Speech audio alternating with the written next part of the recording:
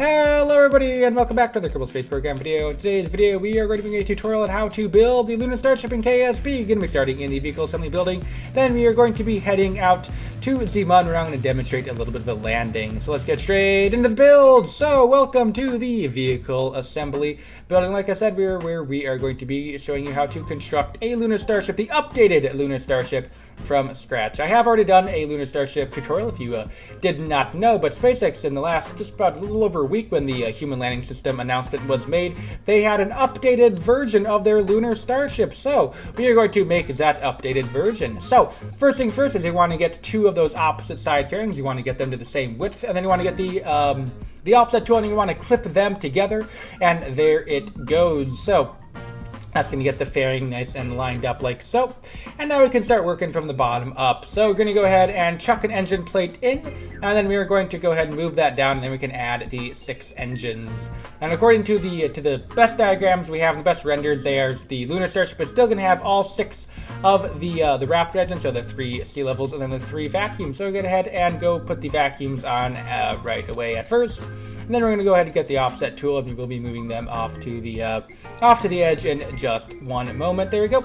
And then it's going to be the sea level engines coming in right afterwards. So here come the sea levels, and there we go. So this part is basically just like making any other starship, but basically where Lunar Starship differs from the normal Starship is in 2 main areas. It has a different landing leg set up, and it also has that big ring of heat shield or solar panels rather at the top, and obviously it doesn't have heat shield or fins or anything. It doesn't have to re-enter. So there you go. Going to go ahead and build the top like so, and then you want to make the thing. I generally made the main thing before the nose cone just under 40 meters tall. Do whatever you think looks right. I don't really want to advocate for like a certain size. I didn't like math out the ratio. Just whatever you think looks good. I mean, I don't know if you're going to be following my tutorial. Do I make good tutorials, guys? I don't know. Hey, I should do the plugs right now. Hey, if you are enjoying the video, you should go ahead and give it a like. Likes are good. You can join my Discord, a very epic Discord. We just had 10k subs, by the way, so huge thanks to everyone who is subscribed. All that stuff is really awesome. Very good Discord, very good like. You become a member, that's also a thing you do. Patreon, all that stuff.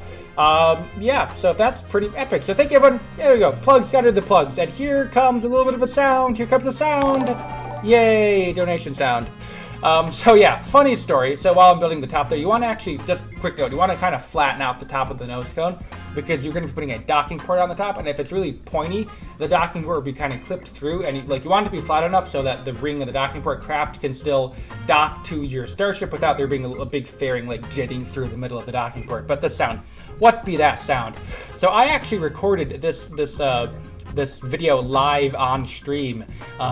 Funny enough, I'm actually still live on stream right now, but that's I don't know if yeah, funny story. So yeah, you are going to hear a little bit of donations coming in throughout the stream, throughout the video. So I think it'd be cool to just kind of leave them in so you guys get the full immersive experience of a live stream. Like I'm literally live right now while I'm recording this commentary, so like I can look at chat like, hi chat. So basically, let's get back to the tutorial. So I put the big 5-meter fuel tank in. Then we put some passenger bays, some reaction wheels, and don't forget a probe core. I forgot to put a probe core in. Put a probe core right after the top of the battery. Put a probe core. Put probe core. You must put probe core, and then some RTGs because the solar panels on the side that I'm going to be putting on aren't actually solar panels. They're going to be flags. So, yeah. So you're going to want some alternative power generation sources. So after that, we're going to go ahead and put our docking port on the top. Going to go ahead and find the docking port. And then we're going to just go ahead and move it up, and you see how I have the nose go nice and flat on the top. I do actually a little bit of testing, so it like perfectly fits. I was really proud of myself on that one. So there it goes. We're going to go ahead and zoom in on it a little bit here, and you will see that when I open it up, you'll see. So when I open up, you'll be able to see that the fairing will clip out a little bit, as you can see, but it's not really a problem because you can dock with the fairing out a little bit, but that was a little bit too much for me, so I just moved it up just a little bit just to stay safe, but that should be more than enough for docking if you need to be able to do that. So I'm going to go ahead and close that shield back up, and now we can start on the unique parts of the Lunar Starship. So the first thing we're going to do is we're going to go ahead and a black flag or any flag of your color. So this does require you to be able to import a flag into KSP. If you do not know how to import a flag into KSP, I will be linking a video in the description that'll be able to walk you through that. So just choose a flag of your liking, that you would like to use as your solar panel, and I just decided to go with the black flag because that'll work. So I'm gonna go ahead and grab a 5 meter flag. I'm gonna go 8-way symmetry on that one. And then we are going to just go ahead and make that nice and big like so. And then what we are going to do is just going to try and move them in instead. The 6-way, then like, yeah, 8-way didn't work. And hey, donation, I got a donation. Look how rich I am, guys. I'm so rich. I don't know. I think it's just fun to kind of leave them. And I could have cut them out, but nah, this is Piolet Studios here. So a good thing to do is you're going to want to clip the flaps in. Or the flags in, rather. But also, we're going to use... So if you look at the renders of the Lunar Starship... you can see that there's like the main solar panels, and then there's a little area, the little ring where you have the bunch of tiny little landing engines. And I chose to go with a little different color flag for this one because the actual one, Lunar Starship, has it is slightly different color ring. Hey, I got a donation, epic! Like literally right now as I'm recording this, so thank you, dude. So there you go. Just go ahead and move those in like I said I was doing. And you want to just, because the more you move them in, the less of, and another donation. Look at that. Another one as it comes in. So you want to just, it minimizes the amount of little it looks better. Like you can visually see it. But we are also going to be moving in the other. These smaller ones. We're not moving them all the way for a very specific reason because if you look at, I'm gonna describe this horribly, but we're gonna move the flags in a little bit, but not all the way. Because what you want to do essentially is you want the landing engines. If you look at the renders of the new one, the landing engines are really offset very far into it. It's like the bells are not extending out of the side of the ship, so you can't exactly put an engine inside of a fairing in KSP or else it'll just melt the fairing, right? You can't clip it in. So what essentially we do, but you can clip the engines through flags. So essentially what we're going to do is there's going to be a little bit of a gap between the flag and the fairing where the engine, like most of the engine bell is going to sit. I don't know if that makes any sense, but we do that so we can we can keep the effect of the bell being like set inside of the actual ship itself, but it's not actually going to break KSP, right, and melt our craft. So I decided to go with Twitch engines for this landing, for the landing engines. I'm going to do 24 of them, so 3 sets of 8. Get the black version, and that is I'm going to rotate them a little bit just for realism's sake. So that would be that. And we are going to, get that one moved in. Then we should have to duplicate that 2 more times, as you will see we do in just a moment or two. Very much epic. Very much epic. So they're going to go ahead and copy that around, and then it's going to be, I'm going to get the second one, and then, yeah, so this bit's a little bit repetitive, but, yeah, that's basically what you have to get 2-way. It is kind of a faff, because you have to move them out, and then you have to, lock the expansion of the fairing, and then you have to, blah, blah, blah, blah, blah. Very faff, but I don't know. That's, the Lunar Starship it's just a faff.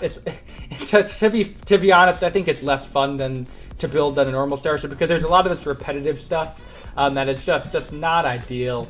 In my opinion, to do, but because like the real normal Starship, it's like flaps and action groups and all this stuff. But I don't know. Heads up, what do you think, guys? I don't know, viewer engagement, right? I mean, gosh, comment below. Haha.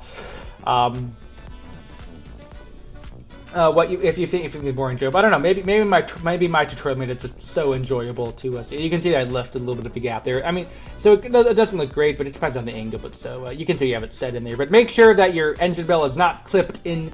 Or too far, you can clip it a little bit, but don't clip it in too far into the white fairing itself, because hey, donation. So yeah, that's because you will melt your craft if you do that. It's useful after you put all your landing engines on. You might want to give it a little bit of a test, just load it into the on the launch pad and just turn on those engines and see if your craft melts, and just make sure it produces thrust. That'd just be a good idea if this is your first time doing it. So yeah, so that's just some good advice, like so, I guess, maybe, hopefully. I don't know. Do I have my tutorials? Yeah, probably garbage tutorial. Either way, I probably already said that. Either way, I'm saying either way like 50 times. I don't know. It's like it's almost 11. It's almost midnight. So sorry, guys. Sorry for bad commentary. Either way, so we are coming on just about through the halfway mark of finishing the build. And then we are going to get ready to start the construction of the legs, the landing legs. So this part was kind of a doozy for me, because if you look at the renders, there's like the little landing like housing. It's really quite a weird shape. In Matt Lowndes' video, he used a landing gear, an extra large landing gear, but my Starship is 5 meter. His was quite a bit smaller, so that doesn't quite look right on mine. So what I decided to go with, this is a very simple design. I think it's just useful if you're trying to, like, if you're not like, you know, there's like ways to do like super complicated design, but those will take forever. And you know, this is a tutorial. This isn't like advanced guide to Starship, right? I mean, so for tutorial's sake, we're gonna use this this adapter piece. Hey, donation. This adapter piece. I'm actually surprised how many tutorials I got during this build. That's funny. So we're gonna use this adapter piece, and then I'm gonna go ahead and grab just a normal Mark II fuselage, or not Mark II fuselage, rather a Mark II fuel tank, and I'm gonna put that below it. So they're just gonna clip it in, and then I think that looks pretty good, to be honest, in my opinion. And yeah, that looks pretty good. And I think it's a fairly easy design. It's not very complicated, although the landing legs themselves are fairly complicated because they use robotic parts. So I don't know, that bit can get a little bit difficult because you have to do action groups and there's a lot of clipping involved. And it's just a bit of a faff. A lot of crap in here is a bit of a faff. So gonna go ahead and just go ahead and put that on like so. I was actually gonna go accidentally grabbed a monoprep one, and I wanted to grab one without the little yellow lines on it, but just gonna go ahead and rotate that like so, and then we're gonna go ahead and put it in place. So there is really only one last major thing after that, which is basically almost takes like a third of our construction time, which is the construction of the legs themselves, because the legs, oh boy, they're a faff. They're a bit of a faff. So yeah, they really are a faff. Because what I want to do is I clip the legs in their retracted position. They're basically clipped inside of the Starship, and then when they're in their extended position, they're like unclipped. So it's actually really hard to kind of get it to work. But here you can see. So we're gonna grab one of the big telescoping pistons here and go ahead and put some grip pads on the bottom of it to act as our landing legs, so, or the pads that touch the ground, I guess, because these are really the whole things of the legs. So you go to extend them, and they're going to rotate. You can see where we go ahead and we'll clip it into the fairing itself. Very much epic.